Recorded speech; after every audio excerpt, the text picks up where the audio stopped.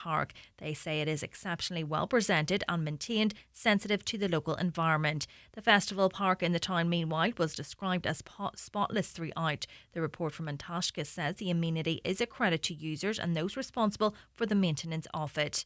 And for weather now, cold today with sunshine and scattered showers of rain, hail, sleet and snow. Top temperatures of 2 to 5 degrees.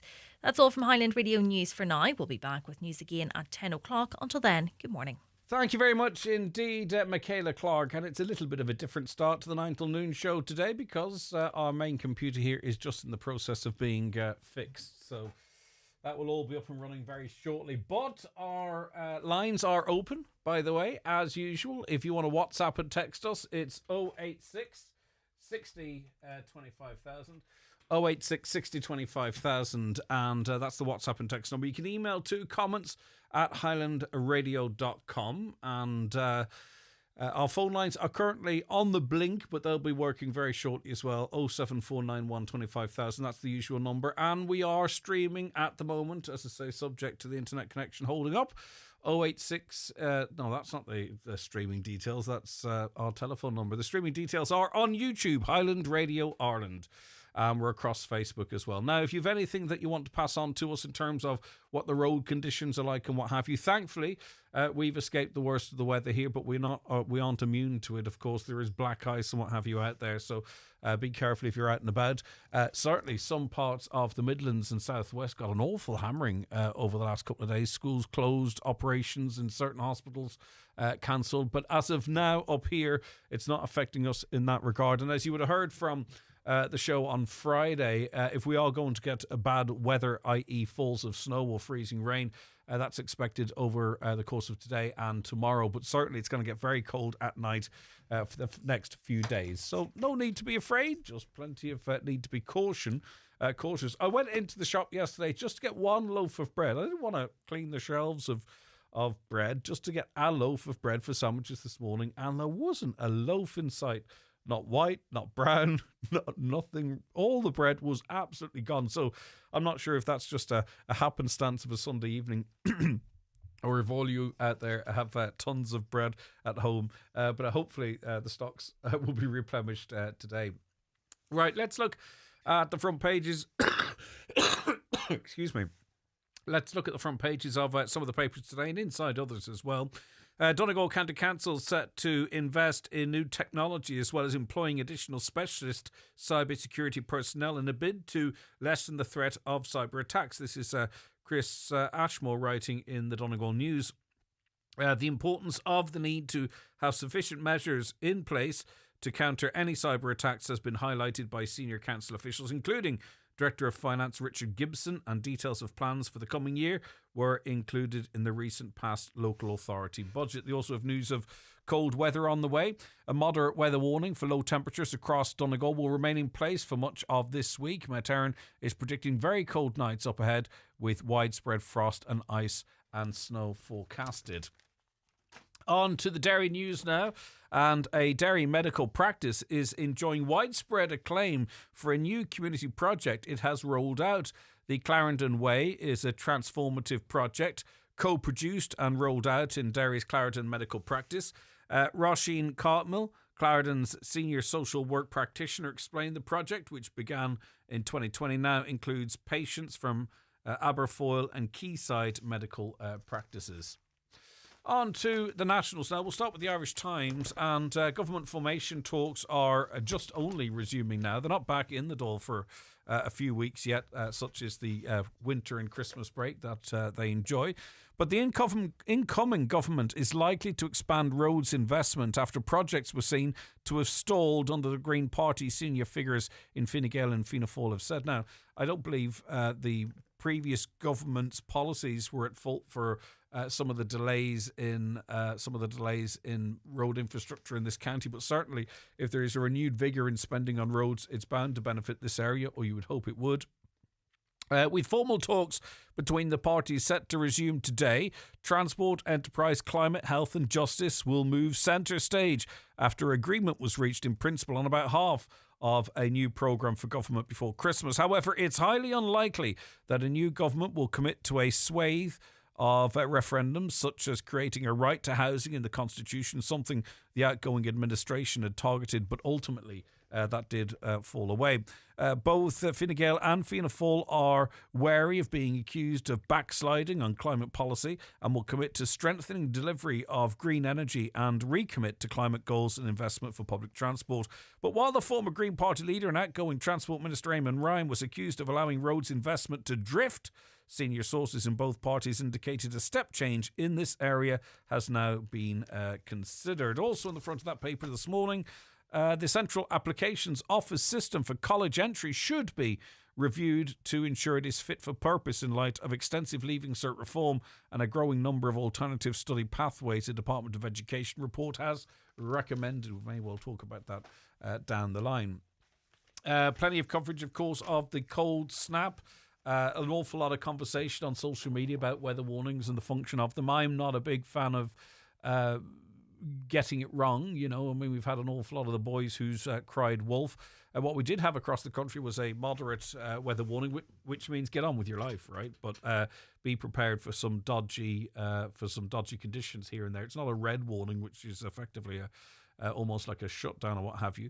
We did see high levels of snow and ice, which has impacted counties down the country, across the Midlands, southwest, as I mentioned, 40-odd thousand without power, many without water, and that's before the freezing weather has arrived. It's going to be like -7, -8, -9.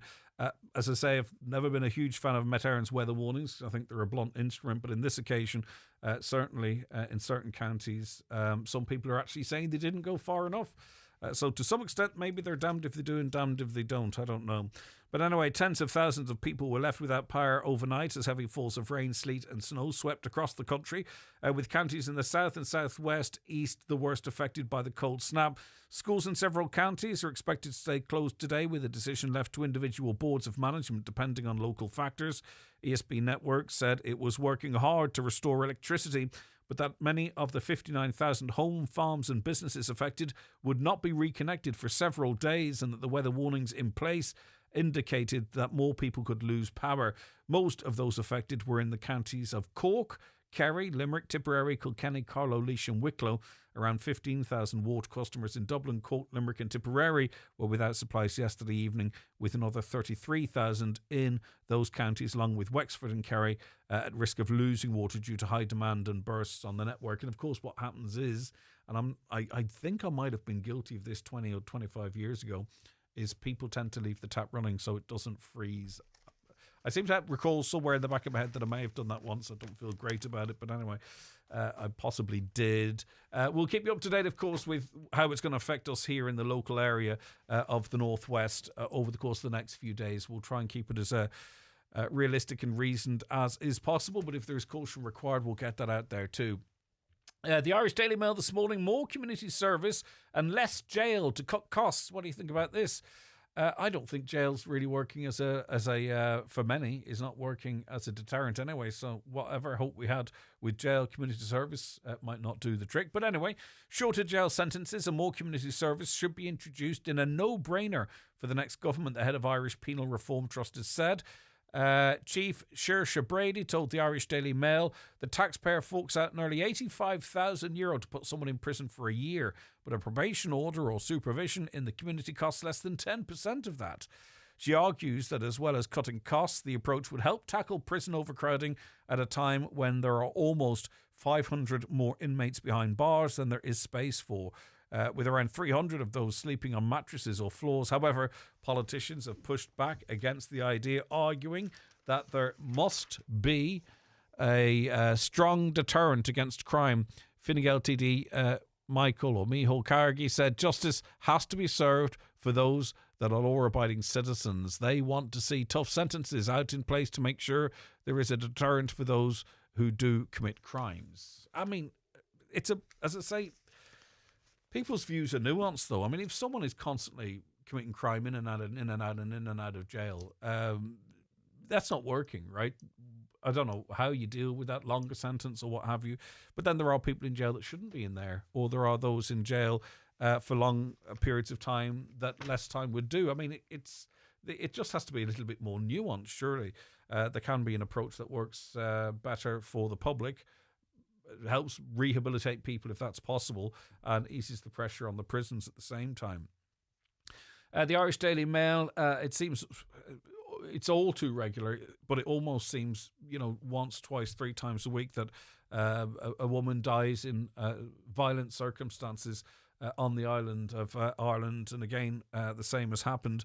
Gardaí have identified a chief suspect in the murder of a young woman who was stabbed to death. Paula Canty, who would have turned 32 today, was found with a stab wound to the chest in an apartment in Bridwell Lane, Mallow, County Cork at 10:30 a.m. on Friday. The investigation is focused on a man she knew. Officers responded to a 999 call in which it was claimed Miss Canty, who had a long list of convictions, although I don't know why that's listed in the paper. But on examining the scene, they realised she had been murdered. Detectives now want to speak to those who last saw her live. On Friday, Gardaí conducted door-to-door inquiries and attempted to harvest CCTV footage from the area.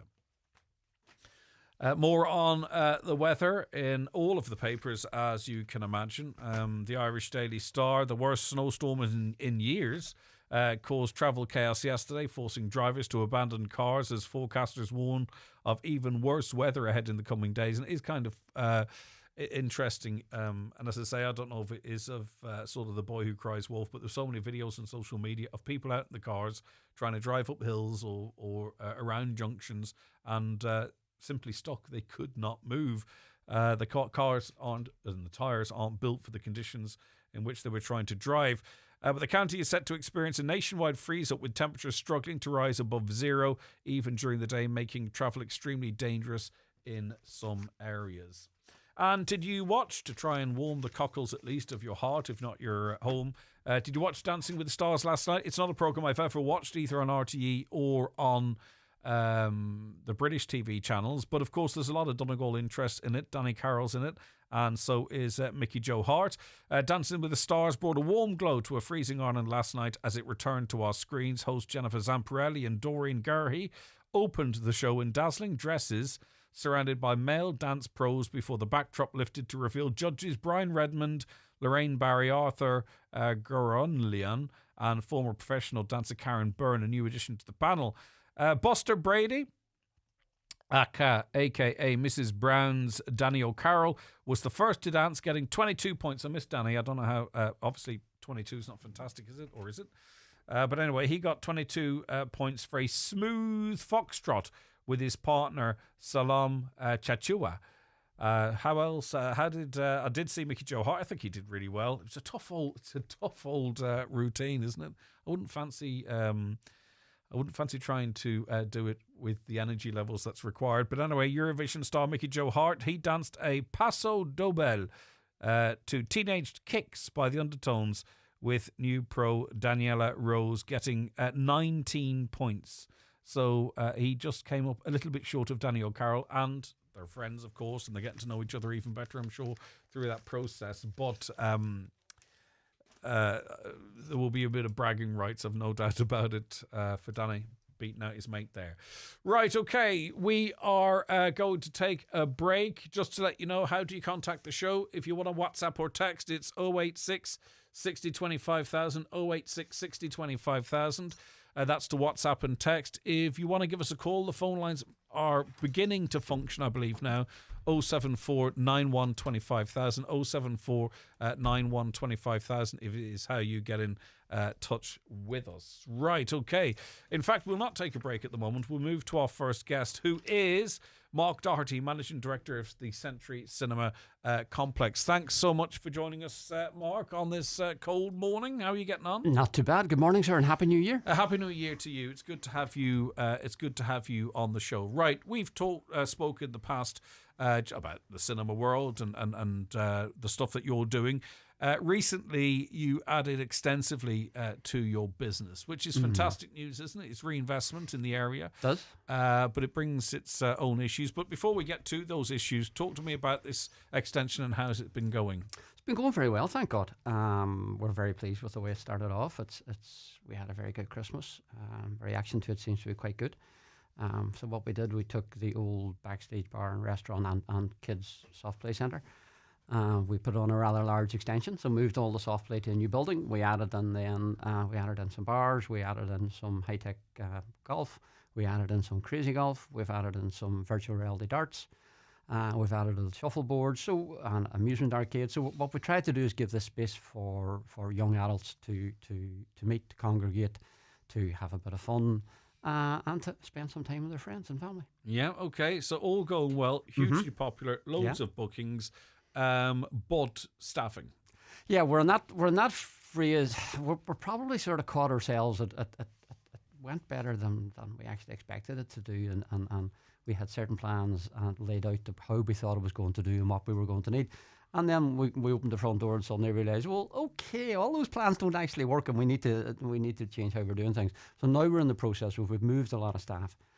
We've moved a lot of staff into more senior roles and to different positions. So now we're trying to backfill all those people and behind it. So we've a number of roles that we're trying to fill to meet the demand. And have they been advertised, and what's the response been like? They went up last Thursday, Friday, I believe. Response has been fantastic. The number of people looking for them is really surprised. It really surprised us, the number of people, was we thought we were going to struggle to recruit for certain roles.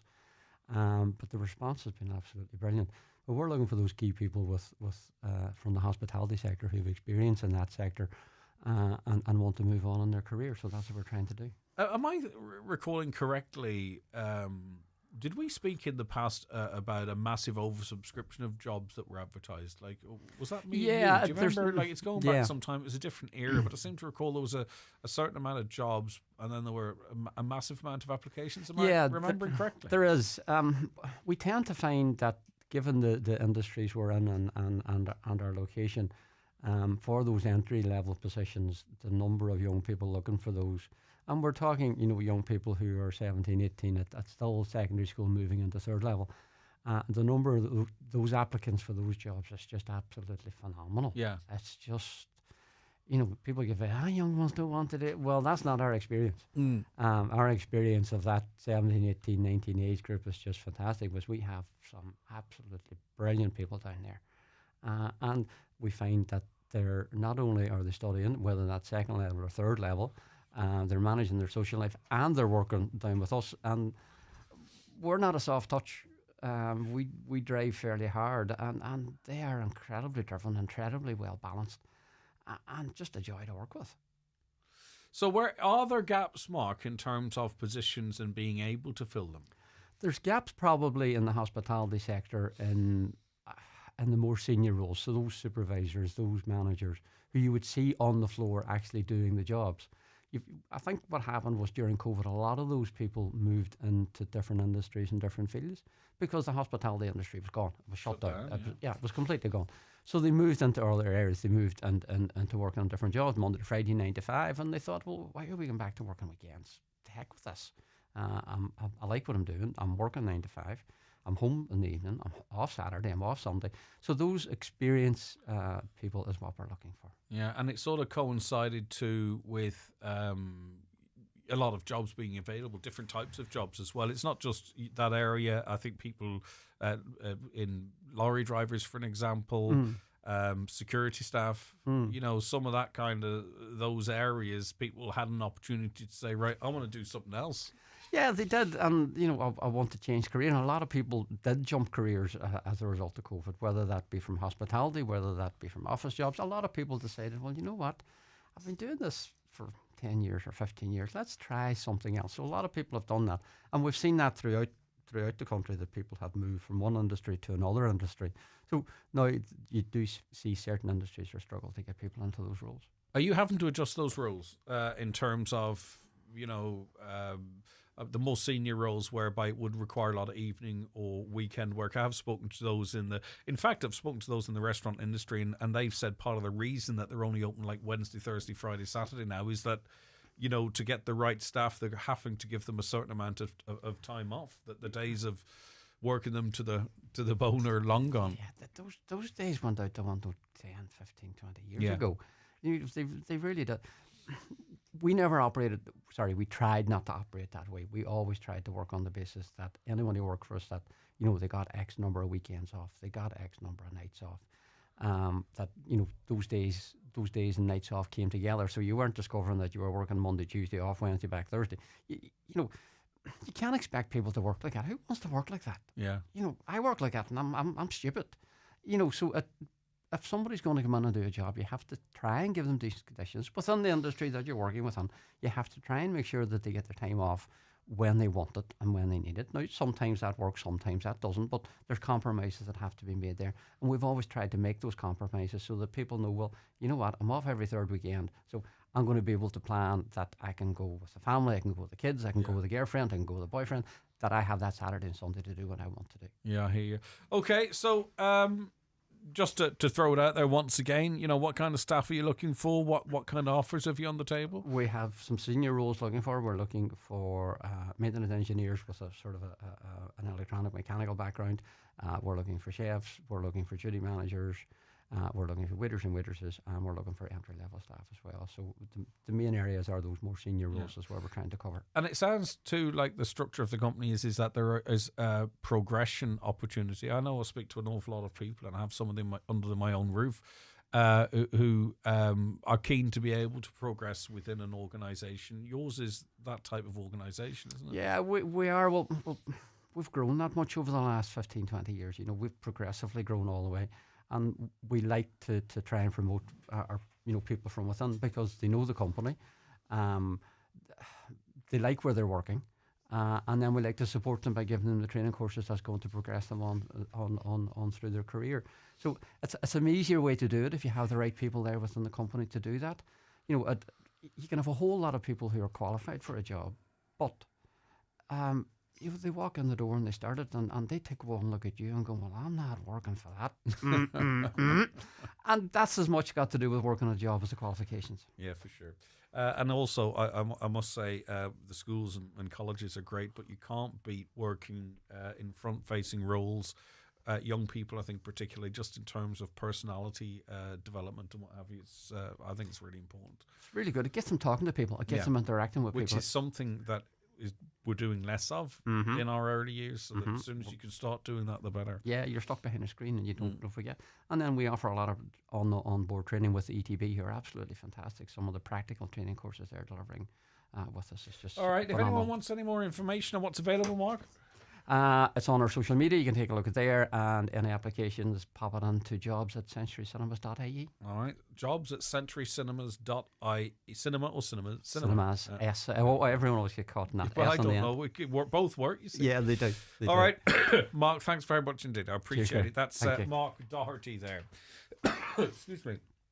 086 60 25,000 is the WhatsApp and text number, or you can give us a call on 07491 25,000. A caller says, interesting that this morning's survey from IBAL, the results show that this new tax is not reducing litter, it's just costing hard-working people a fortune in time and extra cash, and taking up a drawer or a cupboard in the house as well. It is reducing the litter in terms of the cans and the bottles, according to IBAL. Listener, but it is not reducing the overall level of litter. How that works, I'm not quite sure. Are they saying it's one litter is being replaced with another type of litter? I'm not sure. Yesterday, says listener, I was held up for over a mile on the Stranola Road by two cyclists who cycled two abreast. They made no attempt to go single file and let traffic flow. Is it legal for this to happen? I believe it is. We've covered that quite extensively. And more of your comments coming in. Okay, we're going to take a quick musical break now because we're just doing the final touches of getting our computers working. But we'll take a piece of music now. Rejoin us and we'll have our next guest coming right up.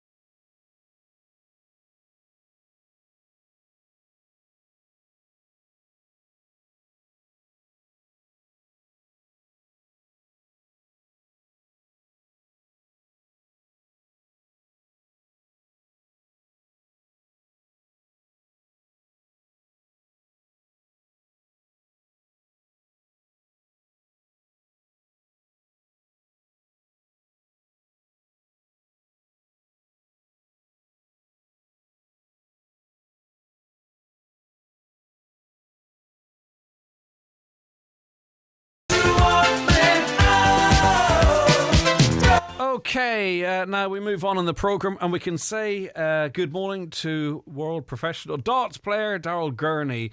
Good morning, Daryl. Thanks so much for your time. No problem. Good morning. I hope you're having a great morning. I am indeed, and had a great Christmas watching the darts. It was a funny old tournament for you, wasn't it? You were throwing great, it seemed, in your last game. You made something of a comeback and then just missed out on those fractions that make all the difference. Your reflections on your tournament, Daryl? Yeah, I played really well the first game, and then I was just too slow of starting, and Johnny's finishing was it was great, to be honest. I missed one dart at 120 to make a 2-all in a set, and he took out a 160. So it was kind of going against me, but I knew that I still had a bit of belief in me that I could come back. And unfortunately, I missed them 6 darts to go all the way to winning by 2 legs. How do you deal with that? Building up to the biggest tournament of the year, getting so close. You know what you're capable of, but it just doesn't go your way in the day. How long does it take to bounce back from that? To be honest, it's around Christmas. It doesn't really take that much. I come back, I see I see my wee boy, and everything's good. At the end of the day, I think it was about half an hour. I was just quiet for half an hour after I got beat after Johnny's game, and then to be honest, after that I went and got a Nando's, and everything was right in the world again. That's all it takes. All it takes is a Nando's or whatever your preference is. I think you're hovering around the mid-20s in the rankings at the moment. What's your hopes for 25? Because 24 was just as a viewer, you would have a far better insight this as a player, of course. But, the seeds sort of, stood their ground for the World Championships, but it seemed a little bit all over the place throughout 2024 with, some surprise winners, people getting knocked out early that were expected to win and so on and so forth. Your reflections on 2024, I suppose, personally, and what you're looking forward to for 25? Well, 24 was a great year for me. As in, I was trying to always improve my floor game so I could get further up the rankings. There's so much rankings that goes on. So you've got like the Pro Tour rankings, which was away from the TV, and then you got a European ones for Euro Tours, and then you've got the world rankings, and then obviously you got to prepare for all the main majors. But I wanted to try and get myself into the top 16 away from the TV, so I could be playing on a Saturday, not on a Friday at the Europeans, and I've done that for the first 2 this year. So wherever they may be, I don't be playing on a Friday. I'll be playing on a Saturday, but it means you still got to win, or you don't get the ranking money on your ranking. So we all still got to win, but I just kind of take it in small steps now. I kind of look at 25. I want to improve from 24 and just look where I can improve. I want to keep my ranking away from the TV, so I'm in all the Euros playing on a Saturday, and I want to kick on, do better in the Europeans, and also discover better form on the major tournaments, because there's a lot of tournaments this year. I played great in the first game, and for whatever reason I didn't play so well in the second game, but I don't know why that is. But I definitely need to improve that and look at where I was going wrong there. I was listening to Eddie Hearn commenting about the growth of darts. He was talking to an American broadcaster, I believe, and he pointed out, which I thought was really quite a remarkable statistic, that matchroom make twice as much money from darts as they do boxing. And when you consider the names they have in their boxing ranks as well, as I say, that took me by surprise. I don't think people necessarily know how much work you guys do in terms of throwing in days that you aren't on telly, for an example. Is there a sense that the success of the sport, the players are successful, are rewarded enough for it, Daryl, that there is that trickle down when you have the head of the organisation able to boast of the success of it? Do you have to work too hard to make a living, or are you happy out? Well, it's more like I'm not really a natural player. I've always got to work on my game, so I practice more or less every night. Yeah. And I'll see, if I was away playing for 4 days there, I'll be like a hairdresser sometimes. I'll take a Monday off, and but I'll only have a Monday off, but I'll not miss another night then. But most nights consist of 2 to 3 hours every night. But I have seen that interview that you're talking about. But no, I've known for years that the whenever Eddie or his dad came in and gave us a meeting in the PDC, they would always say that the only thing that beats darts viewing on TV is the Premier League football. So I already knew it outdone everything else, the boxing, snooker, tennis, everything else, and golf. But which is mad whenever you think on it. But darts has been on a mad rise ever since I started. Every year I've joined, not just the standard, but the popularity of darts has grown every single year. And I think whenever I start this year now, this will be my 12th year or something. So yeah, no, darts is on the rise, and obviously with Luke Mr. Littler, Littler, yeah. the sensation, the sensation he is, it's put it on to just mad ratings. I remember, I think last year for the viewings for the final, I think they were something like 4 million, and they got to the quarterfinal or the last 16 stage this year, and they says the viewings have went up 84% from last year. So I think that's to do with a lot to do with Luke Littler and also just the interest that's in the sport at the minute. Yeah, just a couple of questions before we get to the final, if you don't mind. A decision is due in the not too distant future about, I suppose it's to match the growth of the sport, moving it out of the Ali Pali, which would be like moving the FA Cup final out of Wembley, or moving the snooker out of the Crucible for many people. But as a thrower yourself, as someone involved in the game, what would your views be about it maybe moving to a bigger venue? Um, I mean, I'd be all for it, but I think if it did move, it would maybe move to another venue in London somewhere where it could have the capacity. They make it bigger, but for now, I would say it's definitely going to stay in Ali Pali. I love Ali Pali. Ali Pali is the best venue to play darts in. For a crowd, I love the noise of the crowd. There's places that's maybe twice the size of Ali Pali crowd capacity, but they're never going to be as loud as Ali Pali, as with the ceilings. They always talk about how loud it is in there, but I think it's to do with the roof. And there, the volume keeps on bouncing off the ceiling, come back down, and it holds the volume in the room. But no, I love Ali Pali. My views on is wherever they tell me to play, I'll play. But Exactly, yeah. yeah, Speaking but of the noise in the yeah. Ali Pali, one of the images that sticks in my head is your old mate Gerwin Price with his headphones on.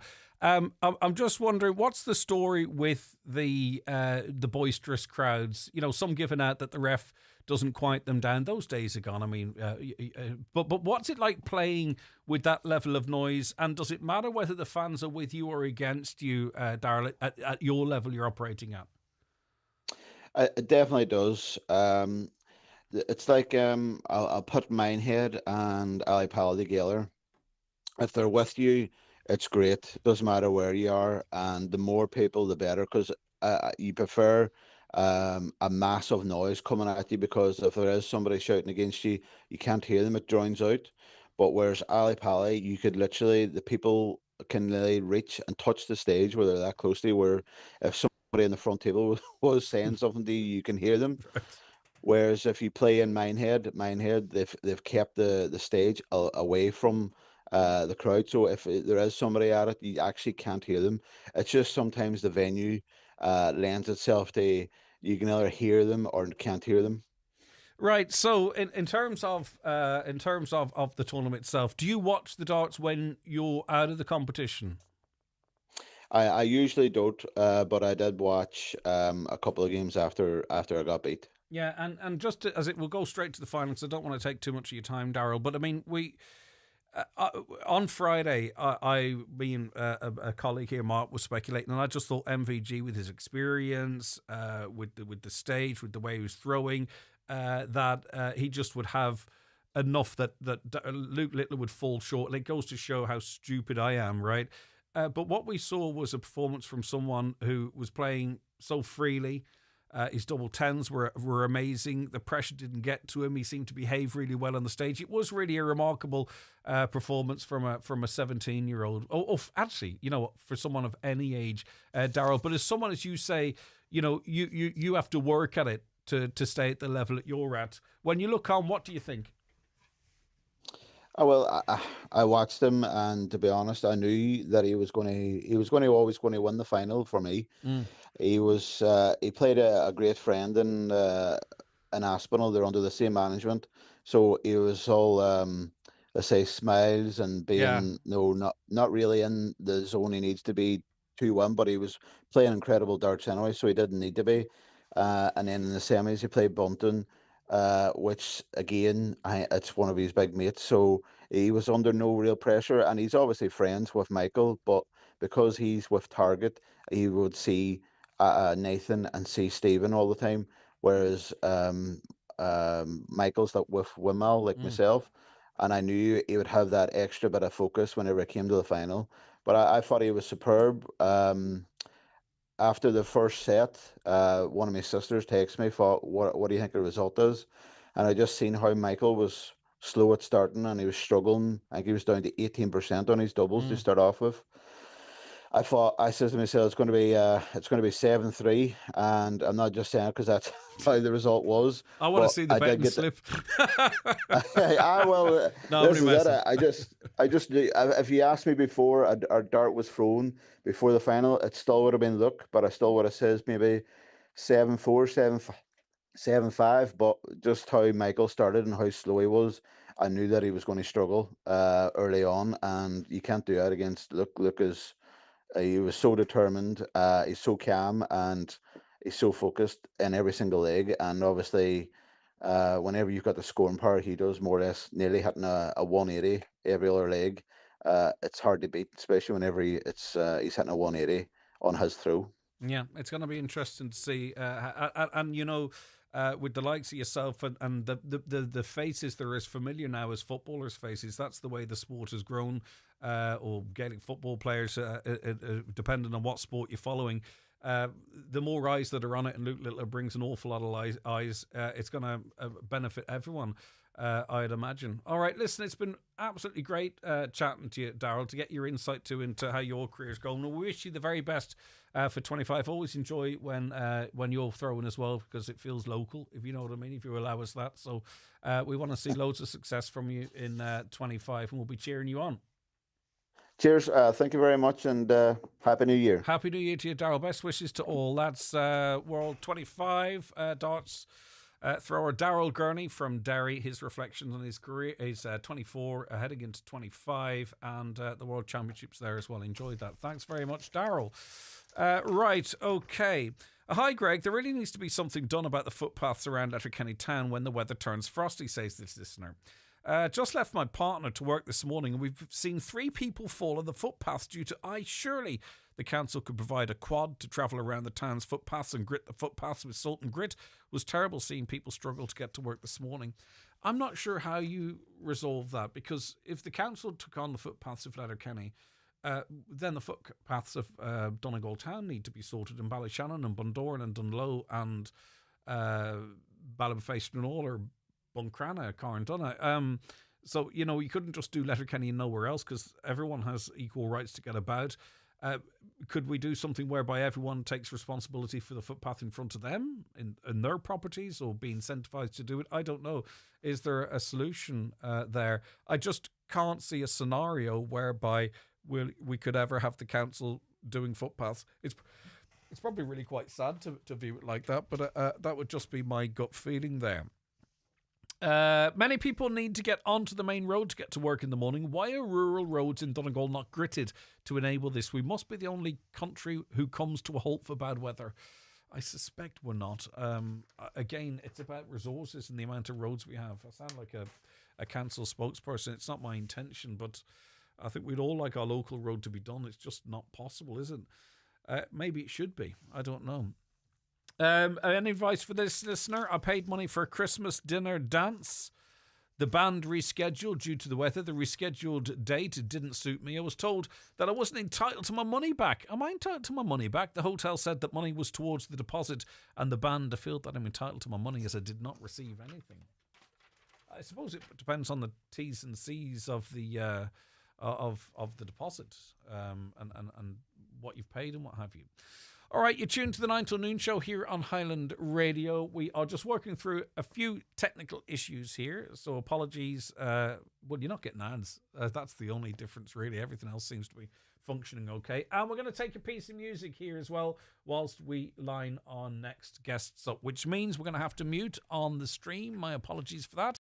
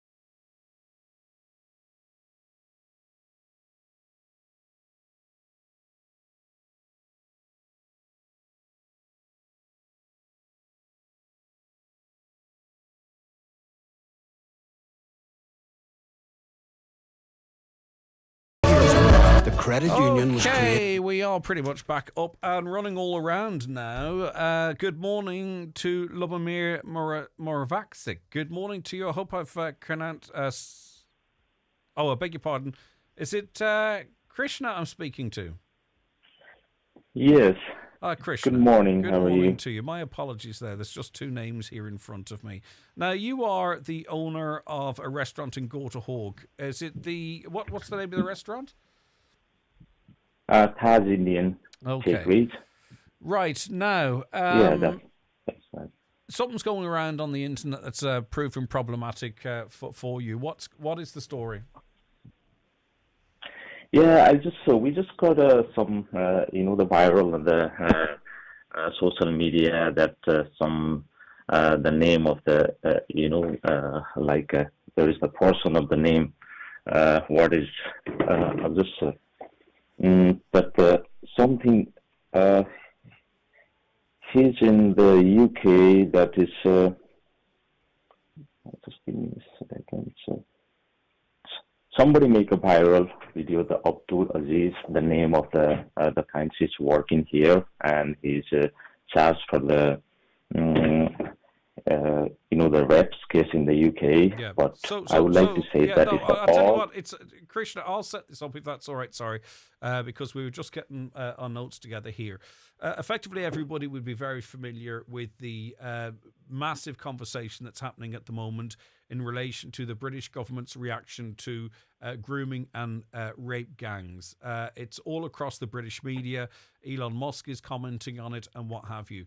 Now, someone has made a video claiming a person is part of one of these Rochdale grooming gangs. He's quite high up in it, apparently. And this false claim has been made that this individual is working at the Taj takeaway in Goldhawk. And you're saying this person's never worked there. You've no connections with him at all. Do you know the person? Is it all just a load of nonsense? Yeah, this is all the fake news.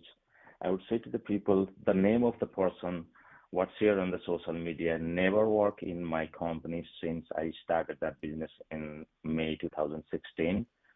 This is all the false information spread through the social media to harm our business and employee. And I already all reported to the Gardaí, and I just left a message on the Facebook page as well. And I got a good response as well, because everybody, especially the local people, knows, because they are all time the customer here and they see who working and not, And I'm here from since 9 years, and normally the local people knows, and always I got a very good support from the local communities for the business and for our employee. So this is all the false information going through the social media. That's not the truth. What kind of an impact has it had on your business, or if you had any contacts for people, or what has been the situation? Yes, the situation is from last 3 days, and the Saturday was the very worst, because I got a lot of call and threat, and even some people say, like, they keep asking, which the gang is you related with the gang, and we will burn up the place, and some people threatened. But from yesterday, it's a little calm down, and yesterday also still get a couple of calls, but not that much, but it's still a little bit fear, because the employee are a little bit unfair, but I hope they will sort out everything, because the mostly people knows now this is the fake. And what is shared through the Twitter, that is the unverified account, and I check in as well myself, and there is nothing else, just they're writing about these people's working in the past, and that's all I see in the and I think that's the fake account and unverified account. And I would like to message to everyone that please don't believe and share that type of false information. Krishna, just more generally, are you concerned with the anti-Indian, anti-Pakistani, two very separate countries, don't get me wrong, anti-Muslim rhetoric that's ongoing at the moment, in that everyone, it seems, certainly on some accounts, anyone with that background is being grouped as problematic individuals? Is that something that concerns you as an individual, or do you believe this will pass? Not really believe that's anything such. But see, I'm here from nearly 15 years, and I don't believe at all. Like, I would say, like, I had never ever problem with the personally and with the business. Just this is my first things in my business. Milford Tiles at Milford. Kind of my. Yeah. Okay. Listen, thank you. Kind of message, yeah.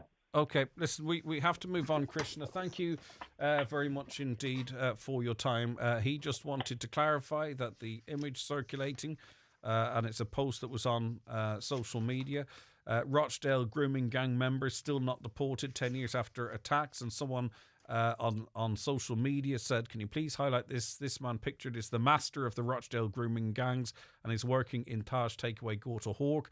And we've heard from Krishna there, who was the owner of that. He says this person does not work there. Right. You are tuned to the 9 till noon show. We're going to take a quick break. Brought to you by Kelly's Toyota, with an impressive range of hybrid, plug-in hybrid and electric vehicles, giving you the power of choice. Calling all golfers. Kick off the new year in style at McGurk's Golf 40 Retail Park, Letterkenny. Score incredible savings on clothing, golf clubs and accessories from top brands like TaylorMade, Under Armour, Adidas and Callaway. Swing by today and check out our latest New Year deals that will have you looking and playing your best. McGurk's Golf, best brands, best prices. If you're looking for a competitive insurance quote, contact Hickey Clark and Langan Insurance Brokers in Letterkenny. Home, car or van insurance, farm, commercial or public liability insurance. They compare quotes from all the leading insurers so you get a great price. Call Hickey Clark and Langan on 91 26688 or call into the office at Ballymacool, Letterkenny. Hickey Clark and Langan General Insurances Limited, trading as Hickey Clark and Langan, is regulated by the Central Bank of Ireland. I've just had the Eclipse Cinemas experience. Wow, they truly have taken a night at the movies to a whole new level. Amazing recliner chairs, director's lounge VIP rooms, pizza and hot food served to your seat. Have a glass of wine and enjoy the film on the big screen. Try it for yourself at Eclipse Cinemas Bundoran and Lifford Strabane, where the stars shine brighter. By the way, the pizzas are amazing. You can book your seat anytime at eclipsecinemas.ie. Is the appearance of your staff important to your business? It's the first point of contact for customers when entering your premises. At C&M Embroidery in Letterkenny, they have a huge range of clothing covering all areas of the workplace. It's widely known that customers warm to and trust employees that present themselves well. Have your company name embroidered or printed on all your work uniforms. Contact C&M Embroidery on 07491 28097 and get your staff looking their best. Highland Radio weather updates with McElhinney's. It's time to save big with the McElhinney's winter sale. Enjoy up to 50% off fashion, homeware, accessories and more in store and online at mcelhinneys.com today. The 9 till noon show, brought to you by Kelly's Toyota. With over 50 years of experience, trust us to help you on your electric journey. Indeed, we'll hear much more from them a little later on. Okay, cold today with sunshine and scattered showers of rain, hail, sleet and snow. Top temperatures generally ranging from 2 to 5 degrees. Northwesterly winds will increase moderate to fresh and gusty. And we'll just see, I believe there was a weather warning issued there to see what that has to say for us. Yes, indeed. It's a moderate weather warning for low temperatures for Donegal. Very cold nights. This is a moderate weather warning before anyone gets too excited. Moderate weather warning for low temperature for Donegal. Very cold nights with widespread frost, ice and lying snow. Temperatures struggling to get above freezing during the day. So the potential impacts of that are hazardous travelling conditions on roads and underfoot. So it's a yellow, low temperature ice warning, and it's valid from 9 a.m. this morning until Thursday at 12 p.m. So that's going to be the trend out the course of the day. Right, we're going to take a break. We'll be back after the news and obituary notices. Sometimes the best things come in small packages, like the Fiat 500 you could win if you take out a car insurance policy with An Post Insurance. Get great cover at a great price and a chance to win a fantastic electric Fiat 500. Get a quote now at onpostinsurance.ie. Acceptance criteria, terms and conditions apply and are available at onpostinsurance.ie/promotions. Competition ends January 31st, 2025. One Direct Ireland Limited, trading as An Post Insurance, is regulated by the Central Bank of Ireland. One Direct Ireland Limited is a wholly owned subsidiary of An Post. Transform your home with Hegarty's Home Interiors in Buncrana. Discover a wide selection of stylish furniture and decor to create your perfect space. Our expert team offers personalised advice to match your style and budget. Visit us on Main Street, Buncrana. Open Monday to Saturday 9 a.m. until 6 p.m. or visit hegartyshomeinteriors.ie. Hegarty's Home Interiors, making homes beautiful since 1946. The TUI sale is now on. Save up to an extra €250 per booking. All-inclusive holidays from €499 per person. Plus low booking deposits from €50 per person. Book now on app, online or in your local store. Holiday deal sorted.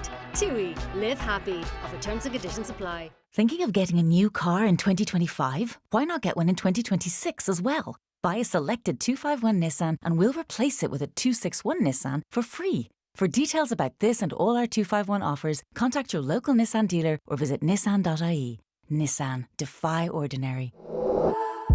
Terms and conditions apply. Live, on air, online and on the Highland Radio app. This is Highland Radio News. Good morning, I'm Michaela Clark with the news at 10 o'clock. Government formation talks get back up and running today. The Fianna Fáil and Fine Gael leaders will discuss climate, transport, health and housing over the next few days. It's the first time the parties have met since Christmas as they try to hammer out a deal before the end of this month. Ireland editor with the Irish Independent, Finan Sheehan, says good progress has been made at the negotiations. The leaders will then have to sort out any remaining items of contention. Then you have to do a consultation with your party members probably the following weekend ahead of the Dáil returning on the 22nd. So, you know, in fact, you're entering a kind of the heavy lifting has to be done this week. An organisation, meanwhile, promoting women in politics will gather outside government buildings today to mark Nollaig Naman. Women for Election is calling on the government to appoint more female ministers. There has never been more than 4 women at the 15-seat cabinet table at the same time. Communications coordinator Katie Deegan says Fine Gael and Fianna Fáil need to show a commitment to change those statistics. We were one of the leaders in Europe with the first ever minister appointed, which was Countess Markovic in 1919. But it did take us another 60 years to appoint Máire Geoghegan Quinn in 1979. You know, we have 25% women in our Dáil at the moment. We lag in world rankings at 95th in the world for gender balance in national parliament. 40,000 people are without water this morning following the freezing temperatures across the weekend. Uisce Éireann says it's working to restore supply to those affected in counties Cork, Limerick, Kerry and Tipperary. Meanwhile, the SB is warning more power outages could be on the way, with 41,000 people currently affected. Alan O'Reilly from Carlow Weather says people need to prepare for the bad weather to continue until at least Thursday. The cold air will stay in place until at least Thursday night. It'll be Friday really before we see a proper thaw. Now temperatures will get above freezing by day in some areas, but where the line snow, the snowfields are, it's likely to stay below freezing for many parts during the day. The really cold temperatures will be Tuesday night and Wednesday night. We could see temperatures down as low as minus 10 degrees. There's calls for greater clarity from Uisce Éireann on ongoing water supply issues in the Ramelton area. Concerns have been raised over the past number of years over regular outages on the network, with some being left days without water. In a response to Councillor Declan Meehan, Uisce Éireann says following a hydraulic analysis of the network, it's been established that strategic infrastructural improvements are required to enhance services in the area. Councillor Meehan says residents desperately need an answer on what work will be carried out and when it will be completed. Not good enough where people's supply has been cut off for prolonged periods of time. The infrastructure that services this part of Ramelton is not fit for purpose, and I understand that Uisce Éireann are trying their best to maintain supply to the area, but it is without doubt necessary now for significant infrastructural upgrades to take place. And as I said, we need clarity on that and a timeline so people can expect when this issue will be addressed once and for all. Credit unions in Donegal have issued a warning over a rising fraud threat targeting credit union members. In a message shared by Lifford and Letterkenny credit unions, as well as others across Donegal, they say an organised Irish criminal gang purporting to be a representative of a credit union is contacting people and requesting personal information. Alex Riley has more.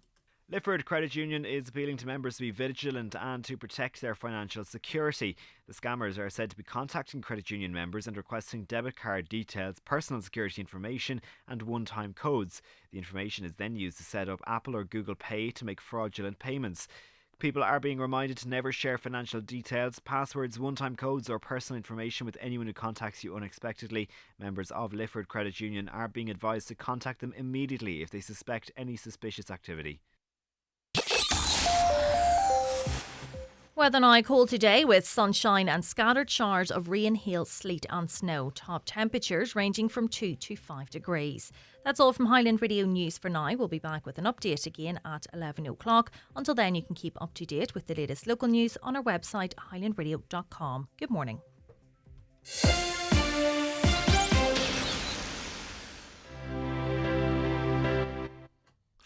The obituary notices for this Monday morning, the 6th of January. The death has taken place of Kathleen Blackand, née McMenamin, Glenfin Road, Ballabafay, reposing at her home today and tomorrow from 2 p.m. until 10 p.m. Funeral from there on Wednesday morning at 10:30 for Requiem Mass in the Church of Mary Immaculate, Stranraer at 11 o'clock. Interment in Drumbo Cemetery. The Requiem Mass will be streamed live via the parish webcam. Family time, please, on the morning of the funeral. The death has occurred of James Gerald Jimmy Anderson, Cheerallen, Stranraer, reposing at McCool's Chapel of Rest, Ballabafay, today from 3 o'clock until removal at 5 to the Church of Mary Immaculate, Stranraer, to repose overnight. Requiem Mass tomorrow morning at 11, followed by interment in St Mary's Churchyard, Sesha O'Neill. The Requiem Mass will be streamed live via the parish webcam. Donations in lieu of flowers, if desired, directly to the Donegal Hospice or care of any family member. The death has taken place of John Coyle, 18 Ballycoman Road, Strabane, formerly of the Prospect Bar, Orchard Road, and Bell Road, Ernie, reposing at his home from 2 o'clock this afternoon. Funeral from there on Wednesday morning at 9:25 for Requiem Mass in St Mary's Church, Millmount at 10 o'clock. Interment afterwards in St Columba's Cemetery, Dunnyloop. Family time, please, from 10 p.m. to 11 a.m. The Requiem Mass can be viewed live via the parish webcam. The death has taken place of Josephine Doherty, née Gallagher, Rockhill, Dunfanaghy. No wake. The house is strictly private, please. Viewing will take place at Eternal Light Chapel of Rest, Mountaintop, Letterkenny, today from 4 p.m. until 6 p.m, followed by removal to Holy Cross Church, Dunfanaghy, for 7 o'clock to repose overnight. Funeral Mass in Holy Cross Church, Dunfanaghy, tomorrow at 12 noon. Burial afterwards in the adjoining graveyard. The funeral Mass can be viewed on mcn.live. Family flowers only, please. Donations in lieu if desired to the Donegal Hospice, care of any family member, or James Harkin, Funeral Director. The death has taken place of Elizabeth Nelson Gibb, Glengannon, Carndonagh. Elizabeth's remains are reposing at her home. Funeral from there tomorrow afternoon at 1:15, going to Donagh Church for funeral service at 2 o'clock, followed by burial in the adjoining graveyard. Family flowers only, please. Donations in lieu if desired to the Friends of Inishowen Hospice, care of any family member, or Kelly's Funeral Directors. The death has taken place of Patrick Patsy McGrath, Mill Street, Pettigo, reposing at his late residence today from 1 p.m. until 9 p.m. Family time, please, at all other times. Requiem Mass tomorrow morning at 11 in St Mary's Church, Pettigo, followed by interment in the adjoining churchyard. Family flowers only, please. House private, please, on the morning of the funeral. The death has occurred of Charles Doherty, 529 Bonamain Bridge End, reposing at his home. Requiem Mass this morning at 10:15 at St Angus's Church, Burt, followed by interment in Burt Cemetery. The Requiem Mass can be viewed on churchservices.tv. Family flowers only, please. Donations in lieu if desired to Archview Lodge Nursing Home Patients Comfort Fund, care of any family member. The death has taken place of Charlie Devine, Kirkneedy, Letterkenny, reposing at his late residence. Funeral from there this morning to St Columba's Church, Glenswinny, for Requiem Mass at 11 o'clock, followed by interment in Cornwall Cemetery. Family flowers only, please. Donations to Inish Even House, Cancer Care West, care of any family member, or Charlie McClafferty, Funeral Director. And the death has occurred of Jim Callahan, 5 Ballyrain Park, Letterkenny. Funeral Mass today at 12 noon in St Eunan's Cathedral, which can be viewed on churchservices.tv, followed by burial in Cornwall Cemetery. Family time, please, before the funeral. Family flowers only, please. Donations in lieu if desired to the Society of St Vincent de Paul, care of Pascal Blake, Funeral Director. For family information and more details regarding wakes and funerals, please go to highlandradio.com. Highland Radio. How are things? How's the family? How are you? How can I help? When it comes to supporting people living with dementia, it starts with asking how. Because how is a small word, but this social connection makes a big difference. So if you know someone affected by dementia, check in with them and learn more about how you can help build dementia-inclusive communities at understandtogether.ie from the HSC. The county's #1 talk show, the 9 till noon show on Highland Radio. Okay, you're very welcome back to the 9 till noon show, and an ad break might fire while I'm speaking. It's just one of the slight hangovers we've had of the technical issues. My apologies in relation to that. Okay, we've had lots of communications in this morning. Here's one, I believe, as it relates to the state of the roads from a listener. Greg, the back roads around Balbafay and Snorter on Taylor Road are treacherous. Just ask people to be very, very careful. Okay, indeed we will. And if it suits you to send in voice messages, just like our listener there, please feel free to do so. 08 when it's safe to do so, of course. 086 60 25,000. So be really careful off the main roads. It is going to be a very cold couple of days, folks. So we can carry on with our lives, but just have to be a little bit more careful. Why does the council not grid housing estates as we pay car tax and we have to drive on them roads just like the main roads? What are we paying car tax for? For one road is the same as the next, they say. Hi Greg, who was the two men on your show on Friday that said Van Gogh was going to win the final? That was me, and that was Mark from the newsroom. How they thought Luke was going to lose, I'll never know. So I was one of them and Mark was the other. I'll tell you why. It seemed so improbable. And that's great sport. That's what great sports people do, or very talented people do. They confound their critics, and that's exactly what I did. Now, I'm not a critic of Luke Littler's. He's fantastic. I just thought the way Van Gogh was playing throughout the tournament and Luke Littler wobbled a little bit here and there. I just thought that his experience would win out on the biggest stage of them all. And what happened was Luke Littler proved that he is phenomenal. He's absolutely phenomenal. And even Van Gogh playing really well couldn't touch him. So more than happy to be wrong. It's sport, isn't it? You have to pick a side, and that's the mistake I made. I thought Van Gogh would come through with his experience, but no. I heard that the council informed a local shop that they would be liable if they salted the front of their premises on the public footpath. If somebody tripped legally, what's the stance? If you salt somewhere, will you be liable? I don't know. It's an interesting one. I've never heard of that. But anyway, if someone out there knows the answer to that, please let us know. Road bad between the Cross and Ballabafay. Seems to be the Finn Valley area, which is low-lying and often can be hit by black ice. Seems to be not doing very well. I'm heading to Galway at 9:30. Can you tell us where the ice is, please? I mean, you could come across the worst of the weather and it could be like a wonderful spring day. It's impossible to be able to accurately predict what your driving would be like from here to Galway. My apologies, and we're a little late with that anyway.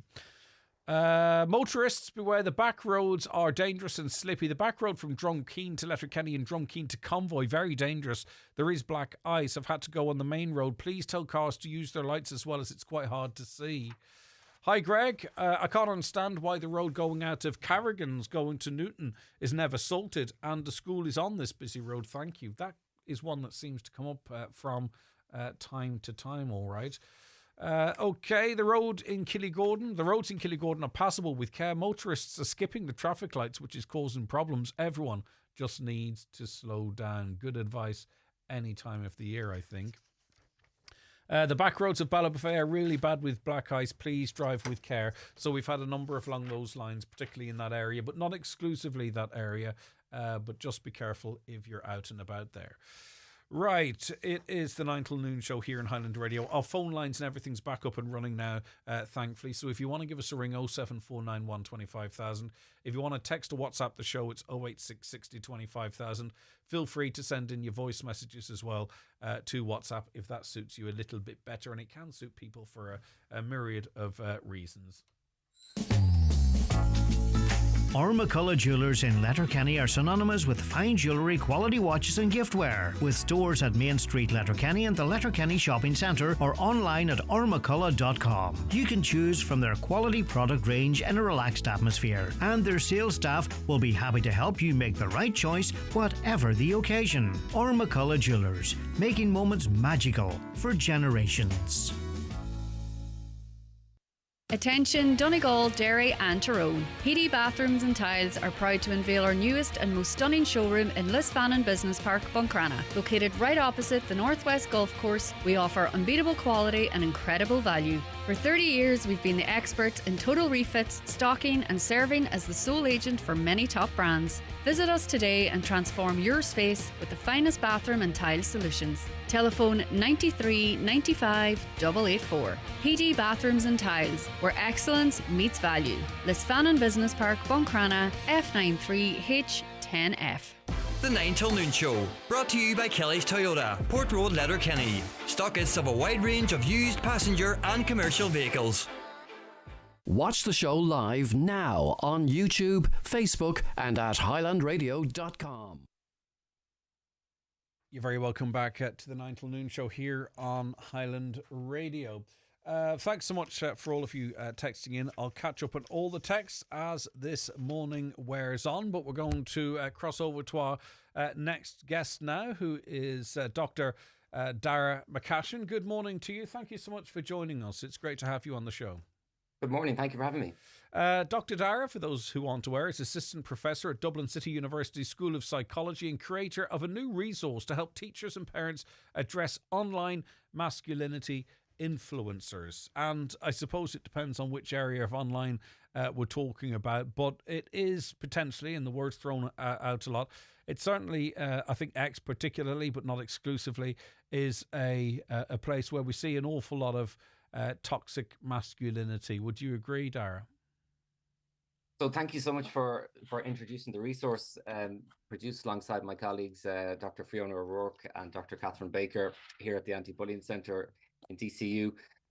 We're actually quite cautious about the language that we use, and the term toxic masculinity is itself quite problematic. It tends to elicit quite defensive reactions and sometimes skews the conversation towards something other than that which was intended, which is to actually have an open and safe conversation about what masculinity is and isn't, and how the likes of influencers have really abused certain vulnerabilities, particularly in teens and preteen. What are the problems then that we're seeing? So I suppose more broadly in society, and perhaps you're aware of a recent Women's Aid report that looked at kind of really regressive and traditional ideas of masculinity.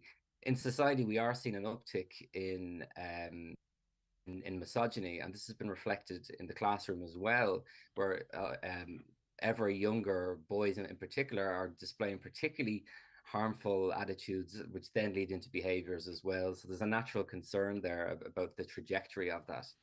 It's very hard to counteract it, though, because it's often associated with success, with confidence, with wealth, with fast cars. The obvious example would be Andrew Tate, who's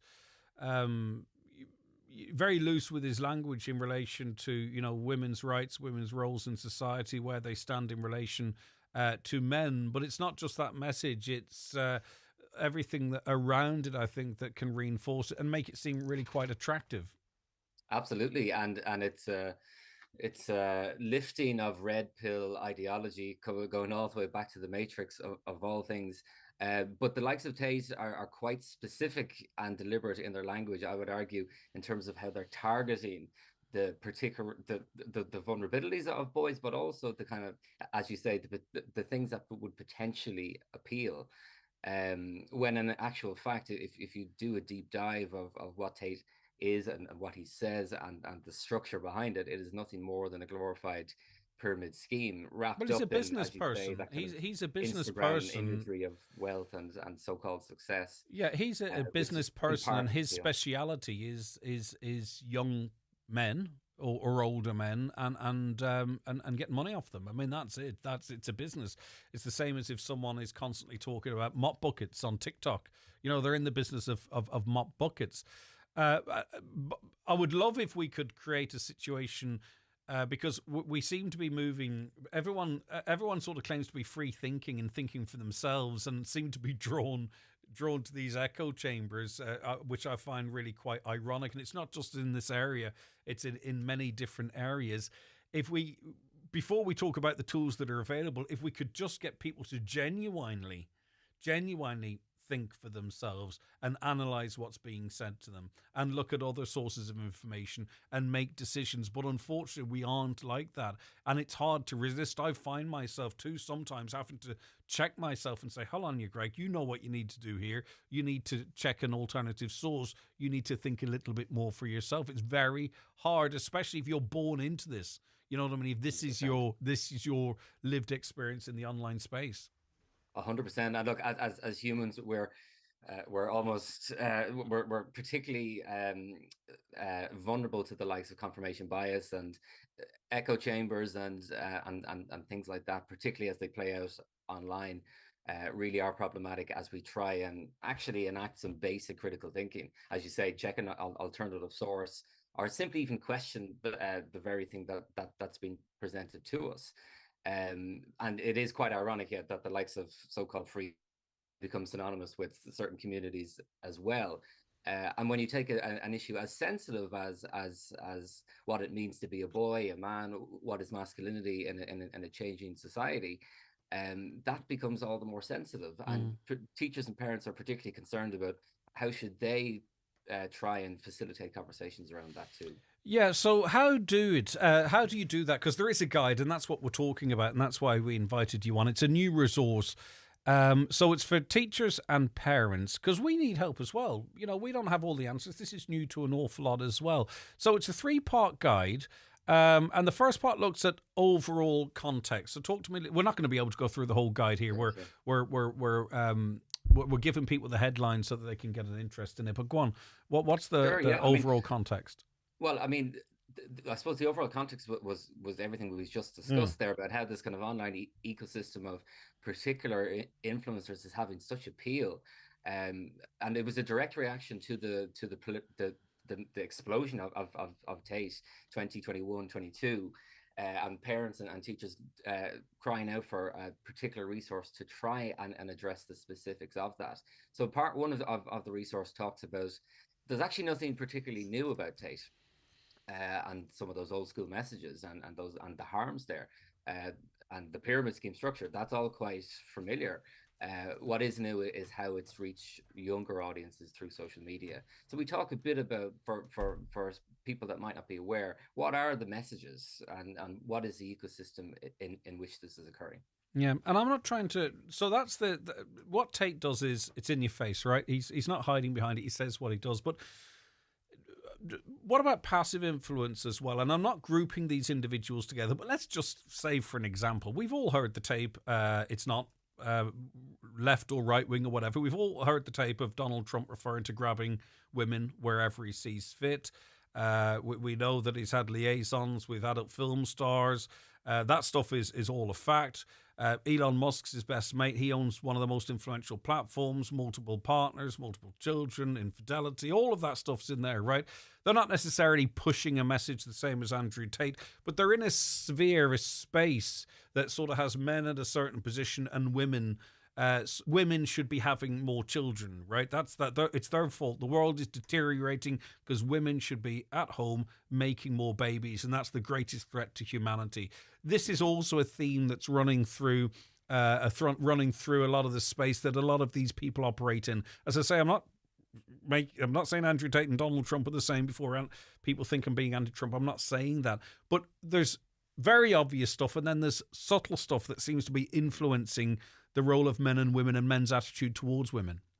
Absolutely. And yeah, that's highly reflective of some of those findings in the Women's Aid report, that this kind of old school lazy evolutionary perspective on what it means to be a man, or what you should be doing if you want to be a strong man in today's world. It's reflective of broad attitudinal division on the role of women, which of course makes it very difficult when in a classroom scenario, if you're trying to then answer a question about like, for example, from a young boy that's hearing these messages in a potentially divided society. How might you try and have a conversation about that without kind of being prescriptive in one's views?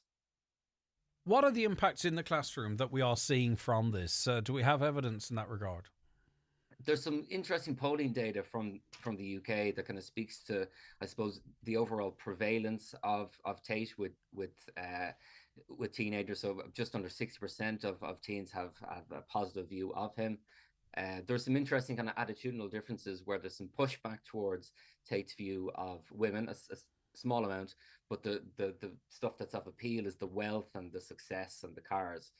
But there's some international evidence from Australia, from the UK, and also anecdotally here in Ireland that the messages directly coming from Tate are having an impact in terms of what people in the class are saying, the observation of an increase in misogynistic attitudes and also behaviours as well. And it's very important for parents and guardians to know as well too that the way algorithms on social media work, that if a younger person, male or female, takes an interest in a particular video, or say for instance watches a 2 or 3 minute Andrew Tate clip, the algorithms work in such a way that type of information is delivered to them all of the time until such time as they show an interest in something else. So it's not passive really.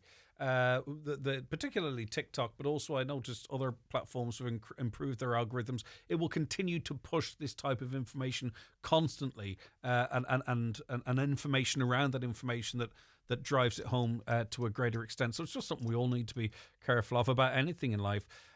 So the guidelines also have specific strategies and best practice. Hard to work out, was it? How do you approach this, right? Because there's an awful lot in there. Because some of these people, for instance, would be big advocates of women's rights or children's rights. A lot of them would be at the same time commenting on the grooming gang controversy or criticising the Taliban for insisting that women wear clothes head to toe. So it's complicated because there is some what is obviously very anti-women stuff, but at the same time they also appear to be championing women and children. Absolutely. And the first kind of core message that we built into the resource in consultation with an active overall research advisory group, which comprised of certainly clinicians, but also gender experts, people working more practically as well. But the first core message is that it is okay and indeed important to address and name Tate in the classroom if you're hoping to specifically understand the role of certain influencers. There was a real paralysis with messaging towards parents in the past kind of 2 years. On the one hand, there's this push towards pressurizing both teachers and parents to directly address Tate with young people. On the other hand, there's other messages saying whatever you do, don't platform or somehow lend credence to Tate's views by bringing him up. Whereas what we say in the guide is it is okay, and we give a couple of principles, much like you mentioned earlier about this is what critical thinking might look like in terms of a set of questions that you could ask of that 2-minute Tate clip, and some basic kind of structures for meeting young people where they're at rather than where we would like them to be at, without being prescriptive or finger wagging as well. Yeah, of course. Right, how do people get information to this? Is it being sent to schools? Are they being offered it? Is it an online resource that's available to anyone who might have an interest in this? Sure. So we're really happy to have it freely available on the Anti-Bullying Centre website. So people can go to DCU's Anti-Bullying Centre, and the Obituary Project will have the resource there freely available for download.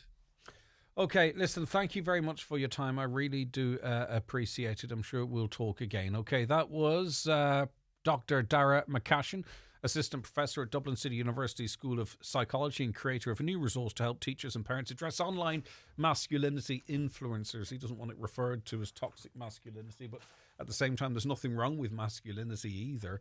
But that's his view.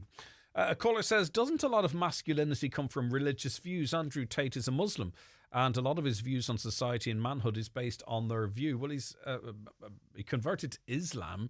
I'm not sure in terms of how he displays his wealth and his attitudes and what have you would align with the Islamic faith, but I'm not quite sure. The caller goes on to say, society has changed so much. I took the view to stay away from relationships simply because women can now accuse you of anything in or out of a relationship, which is...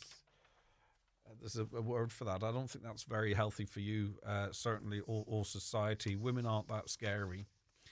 Hi, what are the roads like from Termon to Kincastle? We'll chuck that out to our hive mind and see if we can get some answers for you. I used to own a shop and we were told if we treated the footpath and someone fell, we were liable. I can't understand why the councils can't do it, especially in towns for businesses. That's new information, but the second person that's mentioned that. Morning, Greg. The time we were in Germany, the shop owners had to salt the bit in front of their shop so no one would fall. It was up to shops. I think that's how you sort of get most of the main footpaths covered. But others are saying they've been told not to do that. Piles of grit along the road. People that lazy wouldn't throw a shovel on the road. I'm not sure what that listener's referring to, but maybe it's something specific to their local area. Right, it is time to play the bingo numbers. Sorry, they're a little bit late, but we are just catching up with our technical issues and getting everything sorted. So here they are. Good luck if you're playing.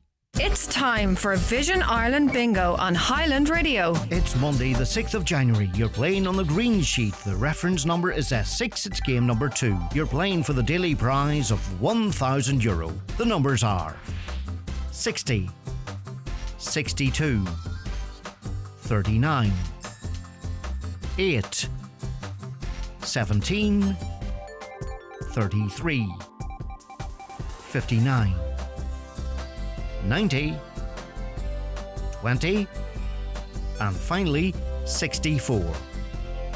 Phone your claim to 9104833 before midnight, leaving your name, contact number and the name of the shop where you purchased your book. Get all your Vision Ireland bingo information at highlandradio.com. The 9 till noon show, brought to you by Kelly's Toyota, where you can care for your car with Toyota Relax, giving you a year's warranty with your service. Terms and conditions apply. If you smell gas at home or on the street, don't ignore it. Open windows and doors. Don't smoke, vape, or use a naked flame. Don't unplug or switch anything electrical on or off. Turn off the gas at the meter. Then, no matter who your gas supplier is, call Gas Networks Ireland on 1800 20 50 50. Visit gasnetworks.ie to screenshot the safety steps, save them to your device and share with friends and family. Life is unpredictable.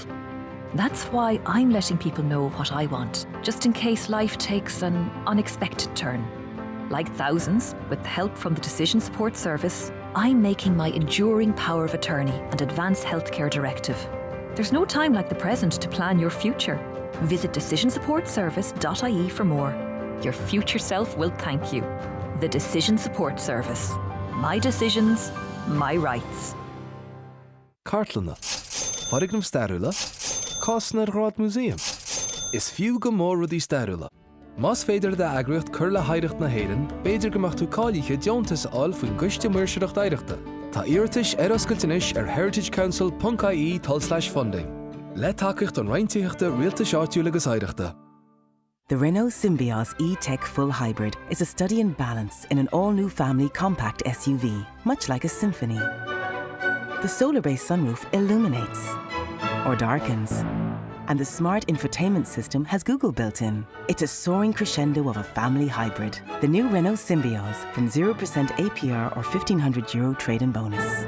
Finance is made under a hire purchase agreement. T's and C's apply. MFS, subject to lending criteria. Offers are limited. See Renault.ie. PDO thread lifts and skin boosters, which rejuvenate the skin by improving facial contours, lifting and tightening the jowls, neck, cheeks and eyebrows, are available at Genesis Aesthetics and Skincare Clinic, Gweedore. To choose the right aesthetic treatment for you, contact Mary Ferry, your aesthetic practitioner. Also offering fat dissolving treatments, dermal fillers and laser treatments for all skin conditions. Hair and makeup packages also available. Genesis Aesthetics and Skincare Clinic, Gweedore. 07495 32575. The 9 till noon show, brought to you by Kelly's Toyota, Port Road, Letterkenny. Home to a wide range of Toyota commercial vehicles. Your perfect business partner. Okay, you're very welcome back to the programme now. Someone asked on Friday about Father Hegarty in Buncrana. Where was he buried? And we got lots of feedback in relation to this. Amongst those that contacted us was John Hegarty, West Innishowen History and Heritage Society. Good morning, John.